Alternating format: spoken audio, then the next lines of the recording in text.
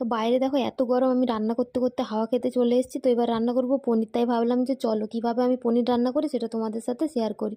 তো এইখানে দেখো পনিরগুলো কেটে আমি ভেজে নিয়েছি। তো হালকা করে ভেজে নিয়ে এবার একটু গরম জলের মধ্যে নুন দিয়ে সেটা ভিজিয়ে রাখবো, তাতে পনিরটা নরম থাকবে। এরপর পনিরের আলুগুলো ভেজে নিয়েছি। তো এরপর পনিরের মশলা বানানোর জন্য কয়েকটা কাজু আর পোস্ত বেটে নিয়েছি। এরপর এর মধ্যে কয়েকটা টমেটো আর কাঁচা লঙ্কা দিয়ে জল দিয়ে ভালো করে পেস্ট করে নিয়েছি। এবার কড়াইতে অল্প পরিমাণ তেল দিয়ে আদা বাটা দিয়ে ওই বেটে রাখা মশলাটা ওর মধ্যে দিয়ে দিলাম। তো এরপর ভালো করে কষিয়ে নিয়ে জিরে গুঁড়ো দিয়ে ভালো করে কষিয়ে তেল ছাড়লে দেখো ওপর থেকে আমি দিয়ে দিলাম এই অল্প পরিমাণ কাসুরি মেথি। এরপর কিছুটা পরিমাণ গরম জল দিয়ে তারপর ওই ঝোলটা ফুটে উঠলে ওর মধ্যে জলে ভিজিয়ে রাখা পনিরটা দিয়ে দেবো। তো এরপর কিছুক্ষণ ফুটতে দেবো। এরপর পরিমাণ মতো চিনি আর নুন যে যার স্বাদ মতো দিয়ে তারপর ঝোলটা কমে গেলে এর মধ্যে কাসুরি মেথি আর অল্প পরিমাণ ঘি দিয়ে নামিয়ে নেব। হলেই রেডি। তো আজকে রান্না আর করেছি পটল ভাজা আর আলু